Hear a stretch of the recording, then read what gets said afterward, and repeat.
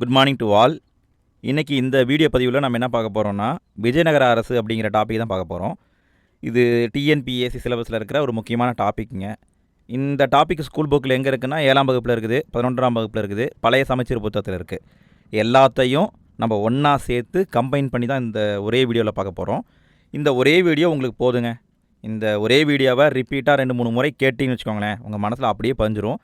இல்லை எனக்கு நோட்ஸ் தேவைப்படுது அப்படின்னா இந்த வீடியோவை பவுஸ் பண்ணி நீங்களே நோட்ஸ் எடுத்து எழுதிக்கோங்க, சரிங்களா? என்னை பொறுத்த வரைக்கும் ஒரு 5 முறை இந்த வீடியோ பார்த்தீங்கன்னா நீங்கள் படிக்க வேண்டிய தேவையே இல்லை. அந்தளவுக்கு நாங்கள் சிம்பிளாக தான் கொடுத்துருக்கோம், உங்களுக்கு புரியும் மாதிரி தான் சொல்ல போகிறோம்.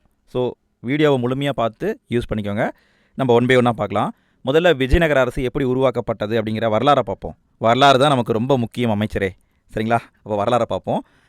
1300 சம்திங்கில் கர்நாடக பகுதியில் சங்கமர் அப்படின்னு ஒருத்தர் வாழ்ந்திருக்காரு. இவர் அரசரான்னு கேட்டால் அரசரெலாம் கிடையாது, ஒரு சாதாரண ஒரு மனிதர் சங்கமர். சங்கமருக்கு 2 மகன்கள் இருந்திருக்காங்க. ஒருத்தர் ஹரிஹரர், இன்னொருத்தர் புக்கர். இவங்க யார்கிட்ட வேலை பார்த்துட்டு இருந்திருக்காங்கன்னா, அப்போ 1300களில் கர்நாடகாவில் இருந்த அரசு என்னன்னு பார்த்தா ஹொய்சாலா அரசு. அந்த ஹொய்சாலா அரசுக்கிட்ட வேலை பார்த்துட்டு இருந்திருக்காங்க. அதுலேயும் குறிப்பாக ஹொய்சாலா அரசர் 3ஆம் வீரபல்லாலா, முக்கியமாக நோட் பண்ணிக்கோங்கப்பா, 3ஆம் வீரபல்லாலாக்கிட்ட இவர் வேலை பார்த்துட்டு இருந்திருக்காங்க 2 பேருமே. அந்த சமயத்தில் இந்தியாவுடைய நிலைமை எப்படி இருந்ததுன்னா, டெல்லி சுல்தானுடைய கட்டுப்பாட்டில் இருந்தது. நம்ம எல்லாருமே டெல்லி சுல்தானத்தை படிக்கும்போது பார்த்துருப்போம் இல்லையா? 1310 என்ன பண்ணியிருப்பார், அலாவுதீன் கில்ஜி தென்னிந்தியா மீது படையெடுத்து வந்திருப்பார். ஒட்டுமொத்த இந்தியாவுமே டெல்லி சுல்தான் வசம் போயிருச்சு. அப்போ என்ன ஆயிடுச்சுன்னா, மதுரையில் ஒரு சுல்தானியம் உருவாக்கப்பட்டது. நாங்களே டெல்லி சுல்தானியத்தை பற்றி போட்டிருக்கோம், நீங்கள் பார்க்கலைன்னா அந்த வீடியோவை பார்த்துருங்க. இந்த வீடியோவை பார்த்து முடிச்சுட்டு போய் அந்த வீடியோவை பாருங்கள், சரிங்களா? ஸோ என்ன ஆயிடுச்சு, இந்தியா முழுக்க டெல்லி சுல்தான்களுடைய ஆட்சி என்பது வந்துருச்சு. இந்த ஹொய்சாலா அரசு மட்டும்தான் வித்தியாசமாக இருந்திருக்கும் போல் சென்டரில். அந்த ஹொய்சாலா அரசும் பின்னாடி என்ன ஆகி போச்சுன்னா, மதுரை சுல்தான்களால் அழிக்கப்பட்டுருச்சு. மதுரையில் இருந்த சுல்தான்கள் என்ன பண்ணாங்கன்னா, படையெடுத்து போய் ஹொய்சாலா அரசரை குறிப்பாக 3ஆம் வீரபல்லாலாவை கொண்டுட்டாங்க. கொன்ன பிறகு ஒட்டுமொத்த இந்தியாவுமே என்ன ஆயிடுச்சு, டெல்லி சுல்தான் வசம் ஆயிடுச்சு.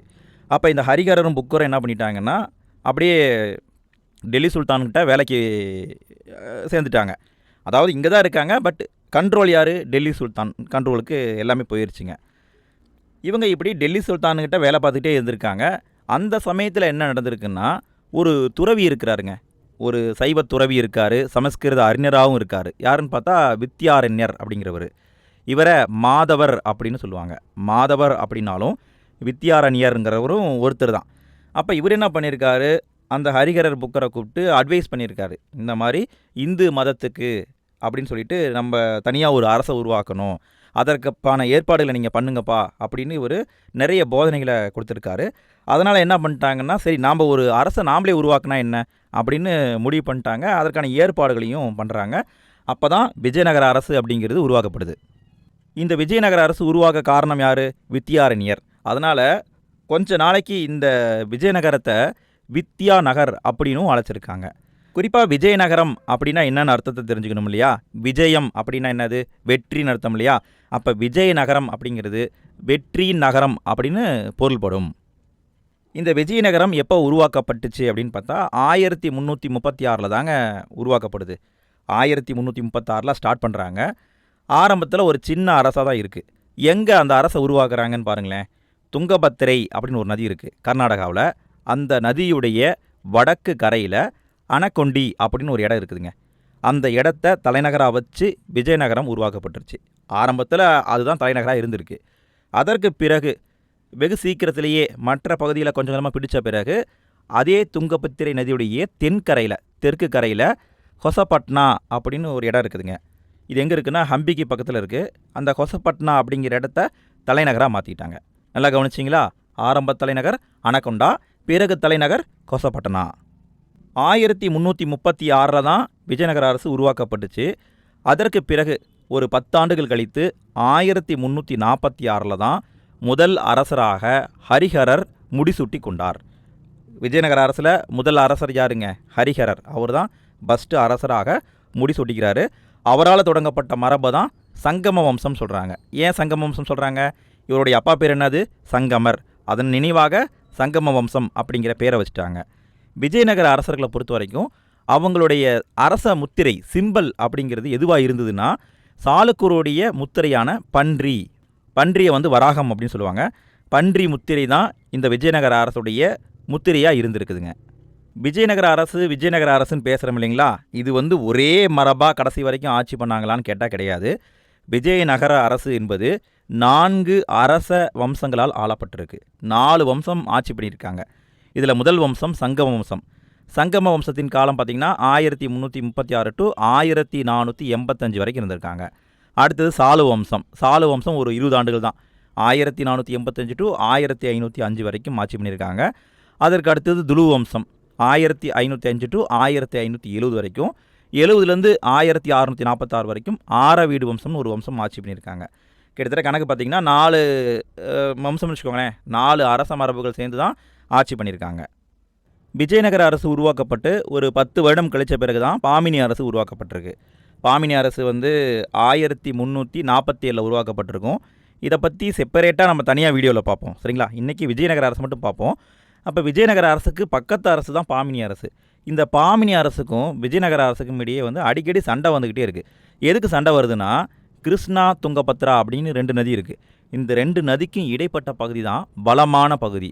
குறிப்பாக வந்து ரெய்ச்சூர் அப்படின்னு சொல்லலாம். இந்த ரெய்ச்சூர் பகுதியில் அதிகமான உணவு தானியங்கள் விளையும். உங்களுக்கு தெரியும் இல்லைங்களா, ஆற்றுக்கு இடைப்பட்ட பகுதினா அங்கே தண்ணி எப்பயுமே இருக்கும். அப்போ வெள்ளாமை அதிகமாக இருக்கும், விளைச்சல் அதிகமாக இருக்கும், அங்கே வந்து வாணிபம் சிறப்பாக இருக்கும். அதனால் இந்த ரெய்ச்சூர் பகுதியை யார் பிடிக்கிறது அப்படின்னு தான் அடிக்கடி இவங்க சண்டை போட்டுக்கிட்டே இருந்திருக்காங்க. 2 பேரும் தொடர்ந்து சண்டை போட்டுக்கிட்டு இருந்தாலும் 2 பேருக்கும் இடையே பார்டராக இருந்தது எதுன்னு பார்த்தா கிருஷ்ணா நதி. முக்கியமான பாயிண்ட்டுங்க. கிருஷ்ணா நதி தான் பாமினி அரசுக்கும் விஜயநகர அரசுக்கும் இடையே வந்து ஒரு எல்லை கோடாக இருந்திருக்கு. விஜயநகர அரசு பாமினி அரசோடு தான் சண்டை போட்டாங்களான்னு கேட்டால் கிடையாது. இவங்க பக்கத்தில் இருந்த இன்னொரு அரசு என்னென்னு பார்த்தா ஒடிசா அரசு. ஒடிசாவில் இவங்க காலத்தில் கஜபதி வம்சம் அப்படின்னு சொல்லிட்டு ஒரு வம்சம் வந்து ஆட்சி பண்ணிகிட்டு இருந்தாங்க. அவங்க என்ன பண்ணியிருக்காங்கன்னா, அவங்க வந்து விஜயநகர அரசோட சண்டை போட்டிருக்காங்க. இவங்க 2த்துக்கிடையே ஏப்பா சண்டை வந்தது அப்படின்னு பார்த்தா, கிருஷ்ணாவுக்கும் கோதாவரி அப்படின்னு ஒரு நதி இருக்குதுங்க. கிருஷ்ணா நதின்னு ஒரு நதி இருக்குது, கோதாவரி நதின்னு ஒரு நதி இருக்குது. அந்த 2 நதிக்கும் இடைப்பட்ட கலிமுக பகுதி, அதாவது வளமான சமவெளி பகுதி, அந்த பகுதியை யார் பிடிக்கிறது அப்படின்னு சண்டை போட்டிருக்காங்க. பொதுவாக இவங்க 3 பேரும் சண்டை போடுறதுக்கு காரணம் என்ன, ஆற்றுக்கு இடைப்பட்ட வளமான பகுதியை யார் பிடிச்சிக்கிறது அப்படின்னு தான் சண்டை போட்டிருக்காங்க. விஜயநகர அரசு 1336 உருவாக்கப்பட்டாலும் அந்த அரசு இதுவரைக்குமே சின்ன அரசாக தான் இருந்திருக்கு. இப்போ தான் கொஞ்சம் கொஞ்சமாக பெரிய அரசாக மாறுது. எப்படி பெரிய அரசாக மாறுச்சு அப்படிங்கிறத நம்ம அடுத்து பார்க்க போகிறோம். முதலாம் ஹரிகரர் 1346 அரியணை ஏறிட்டார். முதலாம் ஹரிகரருக்கு பிறகு ஆட்சிக்கு வந்தவர் முதலாவது புக்கர். முதலாவது புக்கர் காலத்தில் தமிழ்நாட்டின் மீது படையெடுத்திருக்காரு. அதுவும் குறிப்பாக தமிழ்நாட்டில் இருக்கிற தொண்டை மண்டலம். தொண்டை மண்டலம்ங்கிறது ஒன்றும் கிடையாதுங்க, அந்த காஞ்சிபுரம் அந்த சென்னை பகுதி இருக்குது பார்த்தீங்களா, அதை தான் தொண்டை மண்டலம் சொல்லுவாங்க. அந்த பகுதியின் மீது தான் முதலாவது புக்கர் காலத்தில் படையெடுப்பை நிகழ்த்தியிருக்காங்க. அந்த காலத்தில் தமிழ்நாட்டுடைய வடக்கு மாவட்டங்களை ஆட்சி பண்ணது யாருன்னு பார்த்தா, குறிப்பாக வந்து சம்புவராயர் அப்படிங்கிற அரசர்கள். சம்புவராயர்கள் அப்படிங்கிறவங்க ஆட்சி பண்ணிட்டு இருந்திருக்காங்க. அவங்க மீது தான் முதலாவது புக்கர் வந்து படையெடுத்திருக்காரு. குறிப்பாக படையெடுத்து வந்தவர் யாருன்னு பார்த்தா, முதலாவது புக்கருடைய மகனான இளவரசர் கம்பனர். இளவரசர் அப்படிங்கிறவரை குமாரன் அப்படின்னு சொல்லலாம் இல்லையா, திருமதி குமாரன்லாம் சொல்லுவோம்ல, அந்த மாதிரி இளவரசனை வந்து குமாரன் சொல்லுவாங்க. ஸோ கம்பனர் அப்படின்னு சொல்லலாம், அல்லது குமார கம்பனர்னு சொல்லலாம். அவர் தான் என்ன பண்ணுறாருனா, தமிழ்நாட்டுடைய தொண்டை மண்டல பகுதி மீது போர் தொடுத்து வராரு. குறிப்பாக இவருக்கு வந்து ஒரு திறமையான படை தளபதி இருக்கார். யாருன்னு பார்த்தா மரையா நாயக்கர் அப்படிங்கிறவர். ஸோ படையெடுத்து தமிழ்நாட்டின் மீது வராங்க. தமிழ்நாட்டின் மீது படையெடுத்து வந்துட்டு தொண்டை மண்டலத்தை பிடிச்சிட்டாங்க. தொண்டை மண்டலம், அப்புறம் திருச்சி, இப்படி ஒவ்வொரு பகுதியாக பிடிச்சிட்டு போயிட்டு கடைசியாக மதுரையில் அப்போ இருந்த சுல்தானிய அரசு, அதாவது இஸ்லாமிய அரசை முடிவுக்கே கொண்டு வராங்க. எப்போ கொண்டு வராங்கன்னா 1370 முடிவுக்கு கொண்டு வராரு.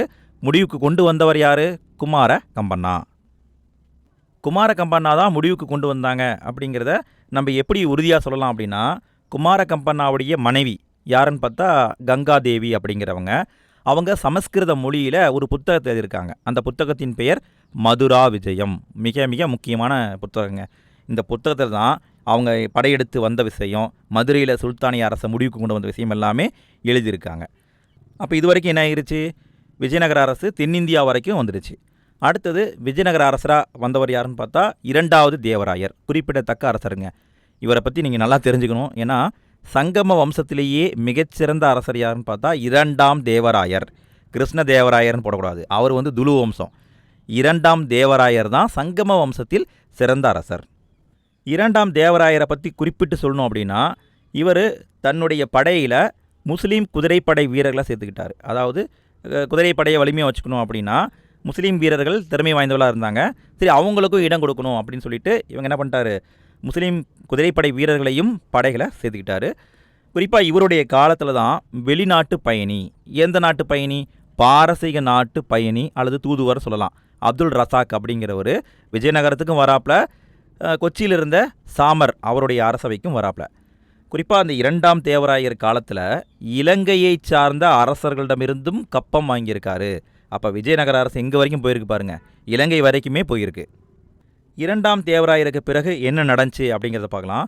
இரண்டாம் தேவராயருக்கு பிறகு வந்தவங்க எல்லாமே திறமையற்ற அரசர்கள், யாருக்குமே திறமையே கிடையாது. ரெண்டாவது, அடிக்கடி வாரிசுரிமை போர், நான் அரசன் நீ அரசன் சொல்லி சண்டை போட்டுக்கிட்டே இருந்தாங்க. அதனால் என்ன ஆயிடுச்சு அப்படின்னா, ஒடிசாவை சேர்ந்த கஜபதி அரசர்கள் அவங்க என்ன பண்ணுறாங்கன்னா ரொம்ப வலிமை வாய்ந்தெல்லாம் மாறிட்டாங்க. அவங்க விஜயநகரம் மேலே அப்பப்போ சண்டை போடுறது, கர்நாடகா பக்கம் போய் சண்டை போடுறது, அப்புறம் தமிழ்நாட்டின் மீது படையெடுத்து வர்றது, இப்படி படையெடுத்து வந்துக்கிட்டே இருந்திருக்காங்க. படையெடுத்து வர்றது எதுக்கு, எல்லாமே கொள்ளையடிச்சிட்டு போகிறதுக்கு தான், வேற ஒன்றும் கிடையாது. குறிப்பாக இந்த கஜபதி அரசர்கள் திருச்சிராப்பள்ளி வரைக்குமே படையெடுத்து வந்திருக்காங்க. திருச்சிராப்பள்ளி வரைக்குமே படையெடுத்து வந்து ஏகப்பட்ட கோவில் செல்வங்களை கொள்ளையடிச்சிட்டு போயிட்டாங்களாமா. இந்த சமயத்தில் என்ன ஆயிடுச்சுன்னா, இந்த விஜயநகர அரசுடைய வலிமையற்ற நிலையை பார்த்துட்டு தமிழ்நாட்டில் இருந்த குறுநில அரசர்கள், தமிழ்நாடு மற்றும் கர்நாடகாவில் இருந்த குறுநில அரசர்கள் என்ன பண்ணிட்டாங்கன்னா, அவங்க சுதந்திரமான அரசர்கள் மாதிரி ஆகிட்டாங்க. அதில் குறிப்பிட்டு சொல்லணும் அப்படின்னா திருமலை தேவராயர், கோனேரி தேவர், இவங்களெல்லாம் சொல்லலாம். இவங்கெல்லாம் அடுத்த ஒரு 10 வருஷத்துக்கு இவங்க தான் சுதந்திரமான அரசர்கள் மாதிரியே ஆகிட்டாங்க. அந்தளவுக்கு விஜயநகர அரசு என்பது ரொம்ப வலுவிழந்து போயிடுச்சாமா. இப்படி தான் சங்கம வம்சம் முடிவுக்கு வந்துருச்சு. சங்கம வம்சத்துடைய கடைசி அரசன் யாருன்னு பார்த்தா இரண்டாவது விருபாக்சி ராயர். ரொம்ப ரொம்ப முக்கியமான பாயிண்ட்டுங்க.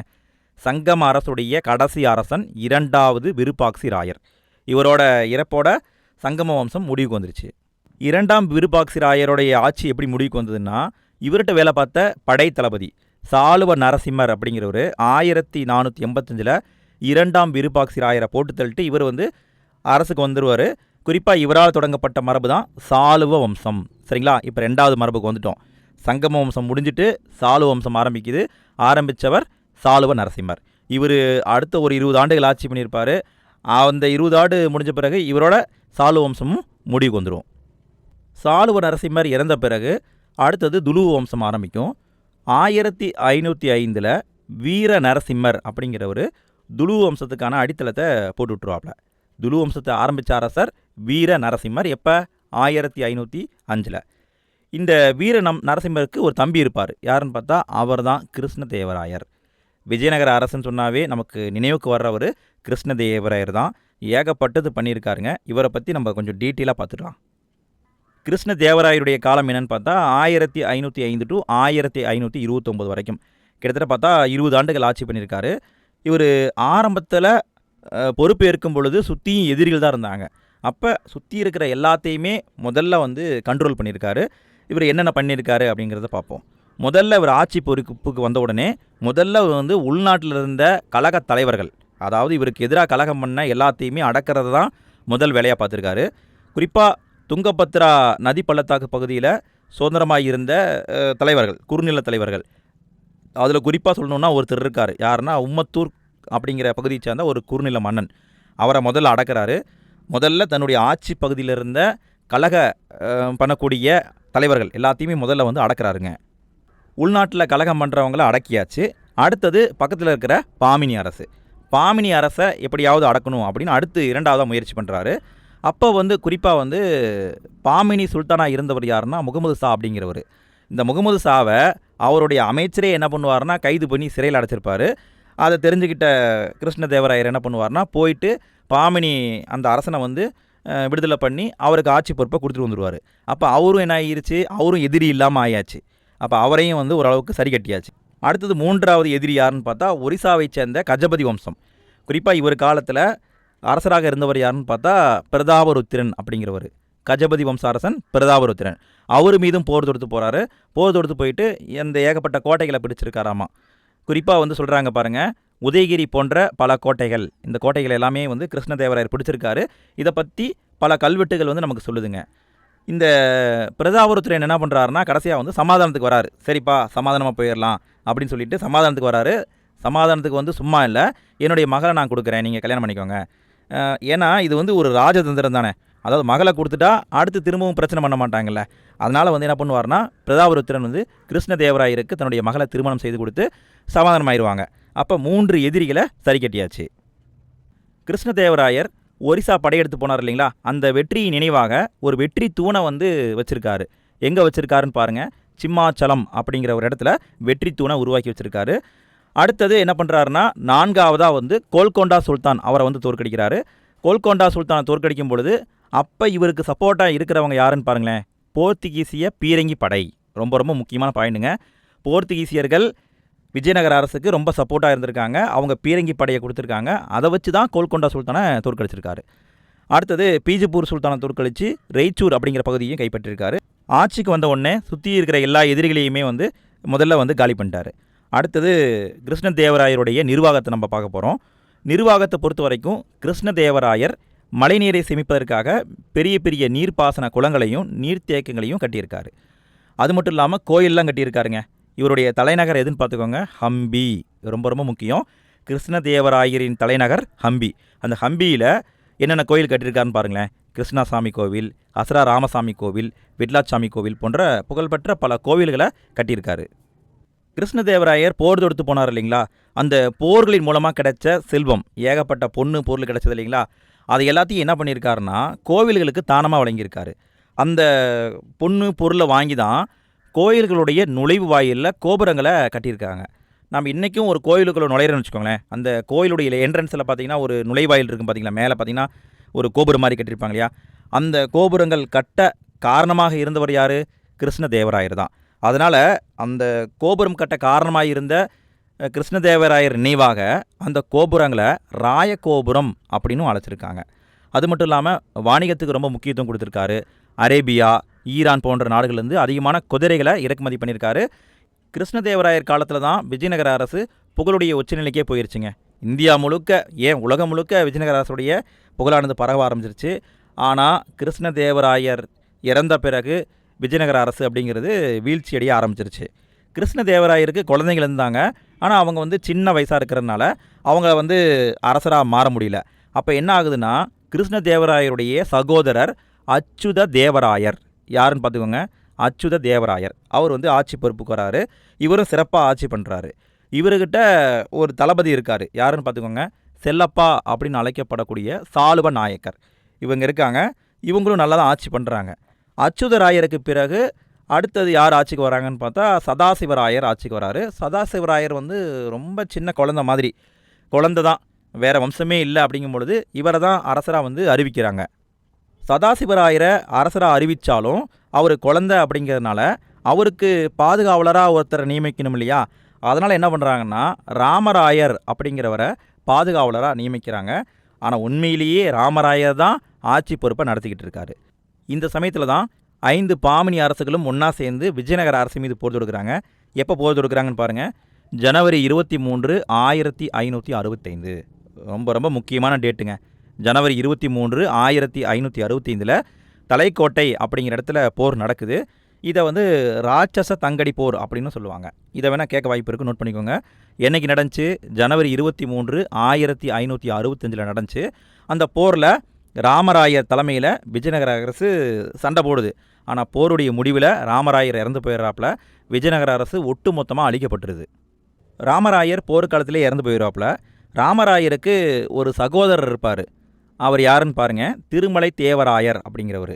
அவர் என்ன பண்ணுவார்னா, அரசரான சதாசிவராயர் அவரை கூட்டுக்கிட்டு அங்கேருந்து தப்பிச்சு, போர்க்காலத்துலேருந்து தப்பிச்சு பெனுகொண்டா அப்படிங்கிற இடத்துக்கு போயிடுவாங்க. அங்கே கொஞ்ச நாள் தங்கி இருப்பாங்க. அதற்கு பிறகு என்ன நடக்கும்னா, இந்த திருமலை தேவராயர் இருக்கார் பார்த்தீங்களா, இவர் வந்து அரசராகவே மாறிடுவார். 1570 ஆரவீடு வம்சம் அப்படிங்கிற ஒரு புதிய மரபை உருவாக்கிட்டு இவர் அரசராக மாறிடுவார். ஆரவீடு வம்சத்தாருடைய புதிய தலைநகர் எதுன்னு பார்த்தா பெனுகொண்டா. என்னதான் புதிய வம்சமாக உருவானாலுமே அது கொஞ்ச நாள் மட்டும்தான் இருக்கும். 1646 வரைக்கும் தான் விஜயநகர அரசு இருந்தது. அதற்கு பிறகு அரசு சுத்தமாக இல்லாமல் போயிடுச்சு. இடைப்பட்ட காலத்தில் 1601 ஒரு சம்பவம் நடந்திருக்குது பாருங்கள். என்ன நடந்திருக்குன்னா, அரசுக்கு ஆதரவானவர்களும், அதாவது விஜயநகர அரசுக்கு ஆதரவாக இருக்கிறவங்களும் விஜயநகர அரசுக்கு எதிராக இருப்பவர்களும் 2 பேரும் என்ன பண்ணியிருக்காங்கன்னா சண்டை போட்டிருக்காங்க. எங்கே சண்டை போட்டிருக்காங்கன்னு பாருங்கள். உருத்திரமேரூர் அப்படிங்கிற இடத்துல சண்டை போட்டிருக்காங்க. அரசுக்கு ஆதரவாக இருந்தவங்க பெரும்பேடு என்ற ஊரை சார்ந்த எச்சம நாயக்கர் அப்படிங்கிற ஒரு தலைமையிலையும், அரசுக்கு எதிராக இருந்தவங்க வேலூர் நாயக்கர் தலைமையிலும் சண்டை போட்டிருக்காங்க. நான் அரசாங்கத்துக்கு சப்போர்ட்டாக இருப்பேன், நான் இருக்க மாட்டேன்னு சொல்லி இவங்களுக்குள்ளேயே சண்டை போட்டிருக்காங்க. எங்கே போட்டிருக்காங்கன்னா உருத்திரமேரூர் அப்படிங்கிற இடத்துல சண்டை போட்டிருக்காங்க. இந்த சண்டையில் தஞ்சாவூர், மதுரை, செஞ்சி போன்ற நாயக்க அரசுகள் யாருக்கு ஆதரவாக இருக்குன்னா வேலூர் நாயக்கருக்கு ஆதரவாக நின்று சண்டை போட்டிருக்காங்க. இப்படிப்பட்ட விஜயநகர அரசு கடைசியாக அழிஞ்சே போச்சு. அடுத்து நம்ம என்ன பார்க்க போகிறோம்னா விஜயநகர அரசில் இருந்த நிர்வாகம், அதை பற்றி பார்க்க போகிறோம். விஜயநகர அரசுடைய நிர்வாகத்தை பொறுத்த வரைக்கும் அதில் நிறைய முக்கியமான அதிகாரிகள் இருந்திருக்காங்க. இந்த அதிகாரிகளுடைய பேரை மட்டும் தெரிஞ்சுக்கோங்க போதும். முதலமைச்சர், அவருக்கு என்ன பேருன்னு பார்த்தா மகா பிரதானின் பேர். தளபதிக்கு பேர் தளவாய். அரண்மனையை பாதுகாக்கிறாங்க இல்லையா, அந்த அரண்மனை பாதுகாவலருக்கு பெயர் வாசல். செயலாளர் அல்லது கணக்கர், அவருக்கு என்ன பேருன்னு பார்த்தா ராயசம் அப்படின்னு பேர். தனி உதவியாளர், அவருக்கு அடைப்பம் அப்படின்னு பேர். செயல் முகவர், அவருக்கு காரியகர்த்தா அப்படின்னு பேருங்க. இந்த பேரை ஜஸ்ட்டு தெரிஞ்சு வச்சுக்கோங்க போதும். ரொம்ப டீப்பாக கேட்க மாட்டாங்க, பட் இதை பொறுத்துகளை கேட்கலாம். விஜயநகர பேரரசை பொறுத்த வரைக்கும் அதை பல பிரிவுகளாக பிரிச்சிருக்காங்க. பேரரசை மண்டலம் அப்படின்னு பிரிச்சிருக்காங்க. மண்டலம் அப்படிங்கிறது மாநிலம் மாதிரி. இப்போ எப்படி தமிழ்நாடு, கேரளா, கர்நாடகான்னு மாநிலமாக இருக்கு இல்லையா, அந்த மாதிரி பேரரசை மண்டலமாக பிரிச்சிருக்காங்க. அந்த மண்டலத்தை நாடு அப்படிங்கிற மாவட்டமாக பிரிச்சிருக்காங்க. அந்த மாவட்டங்களை வட்டங்களாக பிரிச்சிருக்காங்க. ஸ்தலங்கள் அப்படின்னு வட்டங்களாக பிரிச்சிருக்காங்க. அதை கிராமமாக பிரிச்சிருக்காங்க. இப்படி தான் விஜயநகர பேரரசு பிரிக்கப்பட்டிருக்கு. இதில் பேரரசை மண்டலம் அப்படிங்கிற மாநிலமாக பிரித்தோம்னு பார்த்தோம் இல்லைங்களா, இந்த மண்டலம் ஒவ்வொரு மண்டலத்தையும் மண்டலேஸ்வரா அப்படிங்கிற ஒரு கட்டுப்பாட்டில் வச்சுருந்துருக்காரு. இந்த மண்டலத்துக்கு இன்னொரு பேரும் இருக்குதுங்க, ராஜ்யா அப்படின்னும் சொல்லுவாங்க. ராஜ்யா அப்படிங்கிறதும் மண்டலம் அப்படிங்கிறதும் ஒன்று தான். இந்த ராஜ்யா அல்லது மண்டலத்தை நிர்வாகம் பண்ணவர் மண்டலேஸ்வரா அப்படின்னு சொல்லலாம். அவரை பிரதானி அல்லது ஆளுநர் அப்படின்னு சொல்லிக்கலாம். அப்போ இருந்த முக்கியமான ராஜ்யாக்கள் எதுன்னு பார்த்தா ஹொய்சல ராஜ்யாவை சொல்லலாம். ராஜ்யான்னு ஒன்று இருக்குது, அரகான்னு ஒன்று இருக்குது, பரகூர் இருக்குது, மங்களூர் இருக்குது, முழுவாய் இருக்குது. இதெல்லாம் அந்த காலத்தில் இருந்த முக்கியமான ராஜ்யாக்கள். தமிழ்நாட்டிலையும் ராஜ்யாக்கள் இருந்திருக்கு. குறிப்பாக 1400 தமிழ்நாட்டில் 5 ராஜ்யாக்கள் இருந்திருக்கு. எதுன்னு பாருங்களேன். சந்திரகிரி, படைவீடு, வழுத்தலம்பட்டு, திருச்சிராப்பள்ளி, திருவாரூர். இந்த 5 ராஜ்யாக்களை நம்ம குறிப்பிட்டு சொல்லலாம். அடுத்தது ஒவ்வொரு ராஜ்யாவையும் சின்ன சின்ன பிரிவாக பிரிச்சிருக்காங்கன்னு இங்கே கொடுத்துருக்காங்க. பட் 7th ஒரு மாதிரி இருக்குது, 11th ஒரு மாதிரி இருக்குது. எதுக்கு வம்பு, நம்ம ரெண்டையும் சேர்த்து தான் பார்த்துருவோம். ராஜ்யாவை என்ன பண்ணியிருக்காங்க, நாடுன்னு பிரிச்சிருக்காங்க, சீமைன்னு பிரிச்சிருக்காங்க, தலம், கம்பனா அப்படின்னு பிரிச்சிருக்காங்க. இதில் நிர்வாகத்துடைய சின்ன அழகு எதுன்னு பார்த்தா கிராமம். ஒவ்வொரு கிராமத்திலும் கிராம சபை அப்படிங்கிறது இருந்திருக்குதுங்க. ஒவ்வொரு கிராமத்தையும் கவுடா அப்படிங்கிற கிராமத் தலைவர் கவனிச்சுட்டே இருந்திருக்காரு. விஜயநகர அரசுன்னு சொன்னாவே நமக்கு நினைவுக்கு வர்றது நாயக்கர் அப்படிங்கிற முறை தான். ஏன்னா விஜயநகர அரசர்கள் காலத்தில் தான் இந்த நாயக்கர் முறை ரொம்ப ஃபேமஸாக இருந்திருக்கு. நாயக் அப்படின்னா இராணுவ தலைவர் அல்லது இராணுவ வீரர் அப்படின்னு அர்த்தம். இந்த நாயக் அப்படிங்கிற முறை விஜயநகர அரசால் உருவாக்கப்பட்டதான்னு கேட்டால் கிடையாது. 13ஆம் நூற்றாண்டில் காகத்திய அரசில் இருந்த முறை. ஆனால் காகத்தியர்களால் உருவாக்கப்பட்டதான்னு கேட்டால் கிடையாது.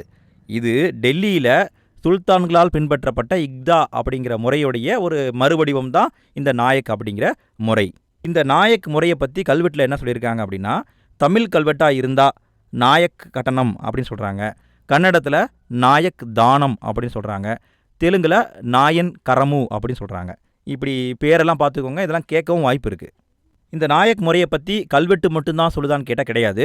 அந்த காலத்தில் வந்த வெளிநாட்டு பயணிகள், நூனிஸு, பயசு போன்ற வெளிநாட்டவருடைய பயண குறிப்புகளும் இந்த நாயக் முறையை பற்றி நமக்கு சொல்லுதுங்க. குறிப்பாக இந்த நாயக் அப்படிங்கிற முறையை பற்றி நூனிஸ் அப்படிங்கிற அறிஞர் என்ன சொல்கிறாருன்னு பாருங்களேன். விஜயநகர அரசில் 200க்கும் மேற்பட்ட நாயக்குகள் இருந்தது. அந்த நாயக்குகள் என்ன பண்ணணும், குறிப்பிட்ட எண்ணிக்கையில் குதிரை படைகள், காலாட்படையை பராமரித்து அரசுக்கு தேவையான நேரத்தில் இராணுவ சேவை செய்யணும் அப்படின்னு சொல்லிட்டு இந்த நூனிஸ் என்பவர் குறிப்பிட்றாரு. அது மட்டும் இல்லாமல் ஒவ்வொரு வருஷமும் விஜயநகர அரசில் 9 நாட்கள் ராமநவமி அப்படிங்கிற திருவிழா நடக்கும். அந்த திருவிழாவின் போது குறிப்பிட்ட அளவு காசை டொனேட் பண்ணணுமா. யார் டொனேட் பண்ணணும், இந்த நாயக்குகள் அந்த ஃபங்க்ஷனுக்கு டொனேட் பண்ணணும் அப்படின்னு சொல்லியிருக்காங்க. நூனிஸ் இப்படி சொல்கிறத ராயபாசகமு அப்படின்னு ஒரு தெலுங்கு நூல் இருக்குதுங்க, அந்த நூலும் உறுதிப்படுத்துது. அந்த நூலும் இதே தகவலை தான் சொல்லுதுங்க. குறிப்பாக இந்த நாயக்கர் அப்படிங்கிற முறை கிருஷ்ணதேவராயர் காலத்தில் தான் மிகச்சிறப்பாக நடைமுறையில் இருந்து தான் சொல்கிறாங்க. இந்த நாயக்குகளை பொறுத்த வரைக்கும் அவங்களும் சமூகத்துக்கு நிறைய பங்களிப்பு பண்ணியிருக்காங்க. பேட்டை அப்படிங்கிற வணிகத்தலங்களை உருவாக்கியிருக்கிறாங்க. விவசாயிகளுக்கு ஹெல்ப் பண்ணியிருக்காங்க. கைவினைஞர்களுக்கு உதவி பண்ணியிருக்காங்க. பல வரிச்சலுகைகளை கொடுத்துருக்காங்க. அப்போ நாயக்குகளும் ஓரளவுக்கு மக்களுக்கு சேவை பண்ணியிருக்காங்க.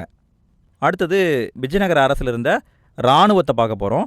இராணுவத்தை பொறுத்த வரைக்கும் விஜயநகர பேரரசில் காலாட்படை, குதிரைப்படை, யானைப்படை போன்ற முக்கியமான படைகளாக இருந்திருக்குங்க. அது மட்டும் இல்லாமல் இராணுவத்தில் வெடி மருந்தை பயன்படுத்தியிருக்காங்க. அப்போ இராணுவம் அட்வான்டேஜ் லெவலுக்கு போயிருக்கு. வெடி மருந்தை பயன்படுத்தியிருக்காங்க. இந்த வெடி மருந்து, ஆயுதம், குதிரைகள் எல்லாமே ஒருங்கிணைக்கப்பட்டதால் அந்த காலத்தில் 1400, 500 இந்த சம்திங்கில் இந்தியாவில் அதிகம் அச்சுறுத்தக்கூடிய படையாக இந்த விஜயநகர அரசு இருந்திருக்குதுங்க. அடுத்தது பொருளாதார நிலை. விஜயநகர அரசர்கள் வராகன் அப்படிங்கிற பேரில் அதிக அளவிலான தங்க நாணயங்களை வெளியிட்டிருக்காங்க. தங்க நாணயத்தை தான் விட்டுருக்காங்க. அதன் பெயர் வராகன். அடுத்தது வேளாண்மையை பார்க்க போகிறோம். விஜயநகர அரசர்கள் வேளாண்மைக்கு ரொம்ப முக்கியத்துவம் கொடுத்துருக்காங்க. அதுலேயும் குறிப்பாக நீர்ப்பாசன முறை அதில் ரொம்ப ஈடுபாடாக இருந்திருக்காங்க. குறிப்பாக விஜயநகர அரசில் இருந்த நிலச்சுவாண்டார்கள், அதாவது மிகப்பெரிய பணக்காரர்கள் என்ன பண்ணியிருக்காங்கன்னா வேளாண்மைக்கு முக்கியத்துவம் கொடுத்துருக்காங்க. அதனால் கோவில்களிலும் நீர்ப்பாசனத்திலும் அதிகமான முதலீடை பண்ணியிருக்காங்க. அடுத்தது ஒரு முக்கியமான பாயிண்ட்டை பாருங்கள். பாரசீக பயணி அப்துல் ரசாக் இவர் என்ன சொல்கிறாருன்னு பாருங்களேன். போர்த்துகீசிய கட்டுமான கலைஞர்களின் உதவியுடன் மிகப்பெரிய ஏரிகள்லாம் கட்டப்பட்டுதான். மிகப்பெரிய ஏரி கட்டியிருக்காங்க. அதற்கு போர்த்துகீசிய கட்டுமான கலைஞர்கள் உதவி பண்ணியிருக்காங்க அப்படின்னு சொல்லிட்டு அப்துல் ரசாக் குறிப்பிடுறாரு. அடுத்தது குடிசை தொழில்கள். விஜயநகர அரசு காலத்தில் குடிசை தொழிலும் ரொம்ப ஃபேமஸாக இருந்திருக்கு. அதுலேயும் குறிப்பாக நெசவு தொழில் செய்கிறவங்க, உலோக வேலை செய்கிறவங்க, கட்டிட கலைஞர்கள் எல்லாத்துக்குமே ரொம்ப முக்கியத்துவம் கொடுத்துருக்காங்க. இப்படி விவசாயம் சாராத மற்ற தொழில் பார்க்குறாங்க பார்த்தீங்களா, அவங்கள பட்டடை அப்படின்னு சொல்லுவாங்க, காசைய வர்க்கம் அப்படின்னு சொல்லுவாங்க. விவசாயம் சாராத தொழில் பார்த்தா இந்த பேருங்க, சரிங்களா. பட்டடைன்னு கூப்பிடுவாங்க, காசைய வர்க்கம் சொல்லுவாங்க. இவங்களும் டேக்ஸ் கட்டியிருக்காங்க, அதை பணமாக கட்டியிருக்காங்க. குறிப்பாக குடிசை தொழிலை பொறுத்த வரைக்கும் கில்டு அப்படிங்கிற அமைப்பு, இந்த கில்டு அப்படிங்கிற தொழில் சார்ந்த அமைப்புகள் தான் கைவினைப் பொருட்கள், குடிசை தொழில்கள் எல்லாத்தையுமே முறைப்படுத்தியிருக்கு. கில்டுங்கிறது ஒன்றும் கிடையாதுங்க, அந்த பர்டிகுலர் டிபார்ட்மெண்ட்டு, சரிங்களா. கில்டுங்கிறது ஒரு அமைப்பு. அந்த அமைப்பில் என்ன பண்ணணும், ஒவ்வொரு வணிகரும் பதிவு பண்ணணும். குறிப்பாக அப்துல் ரசாக் அவர் என்ன சொல்கிறாருன்னா, கைவினைஞர்கள் அப்படின்னா அவங்களுக்கு தனியாக ஒரு கில்டு, வர்த்தகர்கள் அப்படின்னா அவங்களுக்கு தனியாக கில்டு, இப்படி ஒவ்வொரு டிபார்ட்மெண்ட்டுக்கும் செப்பரேட்டாக கில்டுகள் அப்படிங்கிற அமைப்பு இருந்ததுன்னு சொல்லிட்டு அப்துல் ரசாக் குறிப்பிடுறாரு. அடுத்தது வணிகத்தை பொறுத்த வரைக்கும் உள்நாட்டு கடற்கரை, கடல் சார்ந்த வணிகம் எல்லாமே நடந்திருக்கு. இது எல்லாத்துக்குமே தெரிஞ்ச விஷயம்தான். அடுத்தது இலக்கிய பங்களிப்பை பார்க்க போகிறோம். விஜயநகர அரசை பொறுத்த வரைக்கும் இலக்கியங்களுக்கு ரொம்ப முக்கியத்துவம் கொடுத்துருக்காங்க. என்னை பொறுத்த வரைக்கும் இவங்க பாடத்தை படிக்கிறதுக்குள்ளே இலக்கியத்தை படித்து தான் நம்ம முடிஞ்சிருவோம் போல இருக்குது. ஏன்னா அந்தளவுக்கு ஏகப்பட்ட டேட்டா இருக்குது.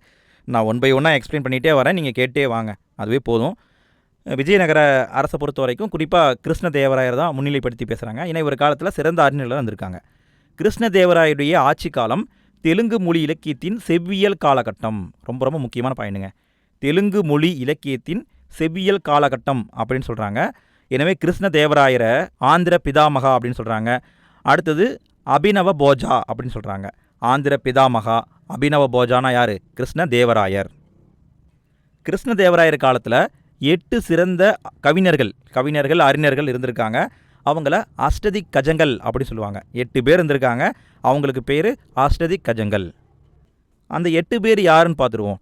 அல்லசாணி பெத்தண்ணா, நந்தி திம்மண்ணா, தெனாலிராமன், துர்ஜதி, பட்டுமூர்த்தி, புனவீரபத்திரன், மல்லண்ணா, பானாஜி சுரண்ணா, இவங்க தான் அந்த 8 பேர். இந்த 8 பேருக்கும் ஒரே பேர், என்ன பேர்? அஷ்டதிக் கஜங்கள் அப்படின்னு பேர்.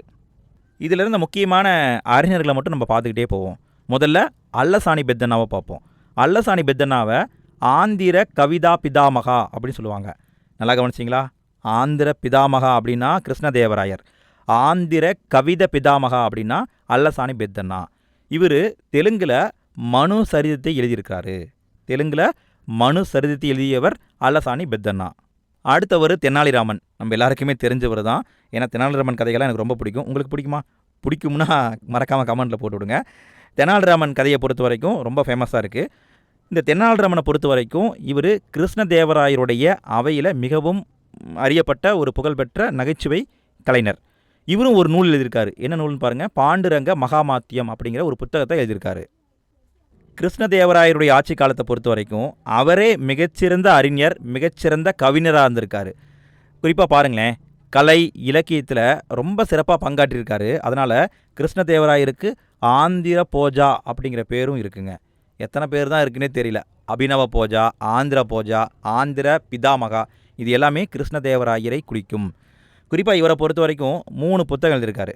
ஒன்று தெலுங்கில் அமுக்கிய மாலியதா அப்படிங்கிற ஒரு புத்தகம். இந்த புத்தகத்தில் ஆண்டாள் இருக்காங்க இல்லையா, நம்ம தமிழ்நாட்டில் இருந்தாங்க இல்லையா, கோதை நாச்சியார், அவங்கள பற்றி சொல்லக்கூடியதான் இந்த அமுக்கிய மாலியதா அப்படிங்கிற புத்தகம். அந்த புத்தகம் எழுதியிருக்காரு.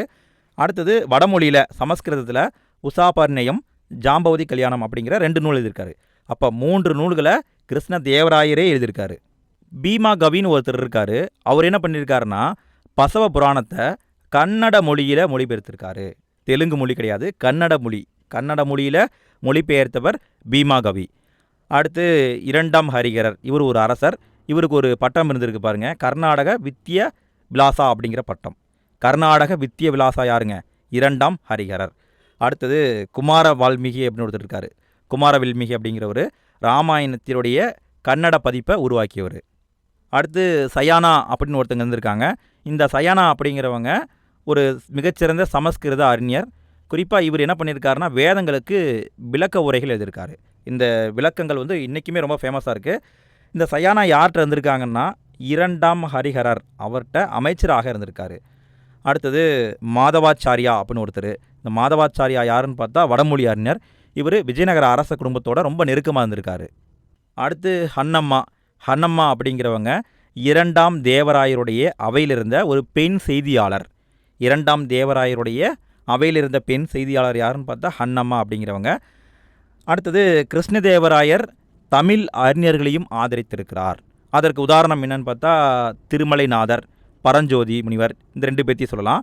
இந்த திருமலைநாதர் இருக்கார் இல்லையா, அவர் வந்து சிதம்பர புராணம், சொக்கநாதர் உலா போன்ற நூல்கள்லாம் எழுதியிருக்காரு. சேவிச் புதவர் அப்படின்னு ஒரு புலவர் இருந்திருக்காரு. அவர் பாகவத புராணத்தை தமிழில் மொழிபெயர்த்திருக்காரு. வதமல்லவி அன்னகாலயம் அப்படின்னு ஒருத்தர் இருந்திருக்காருங்க. என்ன பேருன்னே எனக்கும் புரியல. வதமல்லவி அன்னகாலயம். ஓகே, இவர் இருசமய விளக்கத்தை வந்து எழுதியிருக்காரு. அடுத்து நச்சனா சோமநாதா அப்படின்னு ஒருத்தர் இருந்திருக்காரு. அவர் சமஸ்கிருதம், அதாவது வடமொழி, தெலுங்கு, இந்த 2 மொழியிலும் புலமை பெற்ற ஒரு அறிஞர் இருந்திருக்காரு. அடுத்தது பில்லமரி பீனா வீரபத்ரா கவி. பேரே ரொம்ப லென்த்தாக இருக்கே. பில்லமரி பினா வீரபத்ரா கவி அப்படின்னு ஒருத்தர் இருந்திருக்காரு. இவர் என்ன பண்ணியிருக்காருன்னா காளிதாசர் எழுதிய சாகுந்தலம் அப்படிங்கிற நூலை தெலுங்கில் மொழிபெயர்த்திருக்காரு. 1ஆம் தேவராயர் காலத்திலையும் மிகச்சிறந்த புலவர்கள் இருந்திருக்காங்க. உதாரணம் பார்த்தா ஸ்ரீ நாதா அப்படிங்கிறவர், இவர் தெலுங்கு கவிஞர். இவர் ஹரவிலாசம் அப்படிங்கிற ஒரு புத்தகத்தை எழுதியிருக்காருங்க. அடுத்தது கட்டடக்கலையை பார்க்க போகிறோம். கட்டடக்கலையை பொறுத்த வரைக்கும் விஜயநகர அரசுடைய கட்டடக்கலை அப்படின்னா விஜயநகர பாணின்னு சொல்லுவாங்க. இவங்களுடைய ஹைலைட்டான பாயிண்ட்ஸ் என்னென்னு பார்த்தா ராயகோபுரம். ஒவ்வொரு கோவிலில் நுழையும் பொழுதும் என்ட்ரன்ஸில் மிகப்பெரிய பில்டிங் இருக்குது பார்த்தீங்களா, அந்த ராயகோபுரம் இருந்தால் அது விஜயநகர அரசுடைய பாணின்னு சொல்லலாம். அதே மாதிரி நுழைவாயில்கள், கல்யாண மண்டபம் இருந்தால் அது கண்டிப்பாக விஜயநகர அரசால் உருவாக்கப்பட்ட கட்டிடம் அப்படின்னு நம்ம உறுதியாக சொல்லலாம். விஜயநகர அரசர்கள் காலத்தில் பெரிய மண்டபங்களில் 100க்கு மேற்பட்ட தூண்களும், பெரிய கோவிலில் 1000 தூண்கள். கோவில்னா 1000 தூண், மண்டபம்னா 100 தூண், அந்த மாதிரி வச்சுருந்துருக்காங்க. இந்த எல்லா தூண்லேயுமே விலங்குகள், குறிப்பாக விலங்குகளுடைய உருவம் பொறிச்சு வச்சுருக்காங்க. அதுலேயும் குறிப்பாக ஹைலைட்டாக குதிரைகள். இதுதாங்க ரொம்ப ரொம்ப முக்கியமான பாயிண்ட்டு, கேட்க வாய்ப்பு இருக்குது. குறிப்பாக விஜயநகர அரசுனாவே அவங்க பொறித்த விலங்கு உருவங்களில் குதிரை உருவம் கட்டாயமாக இடம்பெற்றிருக்கும். அடுத்தது என்ன பண்ணியிருக்காங்கன்னா ஒவ்வொரு கோவில்லையும் கடவுளை வந்து காட்சிப்படுத்துவாங்க இல்லையா, அதுக்கு ஒரு உயர்ந்த மேடையோடு இருக்கிற மண்டபம், மிகப்பெரிய மண்டபம் கட்டுறது அல்லது திறந்த வெளி அரங்கு கட்டுறது போன்றவையெல்லாம் கட்டியிருக்காங்க. கிருஷ்ணதேவராயர் என்ன பண்ணியிருக்காருன்னா அவருடைய தாயார் நாகம்பா அவருடைய நினைவாக நாகலாபுரம் அப்படிங்கிற ஒரு இடத்துல வந்து ஒரு நகரத்தை உருவாக்கியிருக்காராமா. அடுத்தது கிருஷ்ணதேவராயருடைய ஆட்சியிலேயே ஹசரா அப்படிங்கிற ஒரு கோவில் கட்டப்பட்டிருக்கு. ஹசரா ராமசாமி கோவில் நம்ம படித்தோம் இல்லைங்களா, அந்த கோவிலை பற்றி லாங்கர்ஸ் அப்படிங்கிறவர் என்ன சொல்கிறாருன்னா இந்து கட்டடக்கலையின் முழு நிறைவு வாய்ந்த ஒரு எடுத்துக்காட்டு, முழு நிறைவான ஒரு எடுத்துக்காட்டுன்னு சொல்லிட்டு லாங்ஹர்ஸ்ட் அப்படிங்கிறவர் இந்த ஹசரா ராமசாமி கோயிலை குறிப்பிடுறாரு. பெர்குசன் அப்படிங்கிறவர் விட்டலாச்சாமி கோவிலை பற்றி என்ன சொல்கிறாருன்னா கட்டடக்கலை பாணி மிகுந்த பேரளவுடன் முன்னேறியிருந்த முழு எல்லையை காட்டுகிறது. அதாவது கட்டடக்கலை பாணியில் மிகுந்த பேரளவோட இந்த கட்டடத்தை கட்டியிருக்காங்க அப்படின்னு சொல்லிட்டு விட்டலாச்சாமி கோயிலை சொன்னவர் யாருன்னா பெர்குசன் அப்படிங்கிறவர். இந்த விட்டலாச்சாமி கோயிலை பொறுத்த வரைக்கும் அதில் என்ன வச்சுருக்காங்க அப்படின்னா சப்தசுர இசைத்தூண்களை வச்சுருக்காங்க, கல் தேரை வச்சுருக்காங்க. இது ரொம்ப ஃபேமஸ் அப்படின்னு சொல்லலாம். அடுத்தது விஜயநகர அரசுகள் வந்து ஓவியத்துக்கும் ரொம்ப முக்கியத்துவம் கொடுத்துருக்காங்க. குறிப்பாக இவங்க கால ஓவியங்கள் எங்கே இருக்குன்னா, வீரபத்ரா கோவில் அப்படின்னு ஒரு கோவில் இருக்குங்க, அந்த கோவில் இருக்குது. லெபாக்சி அப்படின்னு ஒரு கோவில் இருக்குது, அந்த கோவில்லையும் விஜயநகர அரசருடைய ஓவியம் இருக்குங்க. இந்த வீடியோவில் விஜயநகர அரசை நம்ம டீட்டெயிலாக பார்த்துட்டோம். இந்த தகவல் உங்களுக்கு போதுமானதாக இருக்குன்னு நான் நினைக்கிறேன். இதே மாதிரி நிறைய வீடியோ போட்டிருக்கோம், எல்லாத்தையுமே வந்து நான் இந்த வீடியோடைய டிஸ்கிரிப்ஷனில் கொடுத்துருக்கேன், நீங்கள் பார்த்து பயன்படுத்திக்கோங்க. இந்த வீடியோ எப்படி இருந்தது அப்படின்னு உங்களுடைய ஃபீட்பேக்கை மறக்காமல் கமெண்ட்டில் போட்டுவிடுங்கப்பா. நீங்கள் ஃபீட்பேக் போடுறத வச்சு தான் நாங்கள் அடுத்தடுத்து இன்னும் கண்டென்ட்டை எப்படி சேஞ்ச் பண்ணணும் அப்படிங்கிறத அண்டர்ஸ்டாண்ட் பண்ணிக்க முடியும். அதனால் இவ்வளோ நாள் சப்போர்ட் பண்ணுற உங்கள் எல்லாருக்குமே நன்றி. இந்த வீடியோவுக்கு சப்போர்ட் பண்ணால் நல்ல உள்ளங்களுக்கும் நன்றி. உங்களுடைய ஃபீட்பேக்கை மறக்காமல் கமெண்ட்டில் போட்டுவிடுங்க. அடுத்த ஒரு வீடியோவில் சந்திக்கலாம். டாட்டா, பாய் பாய்.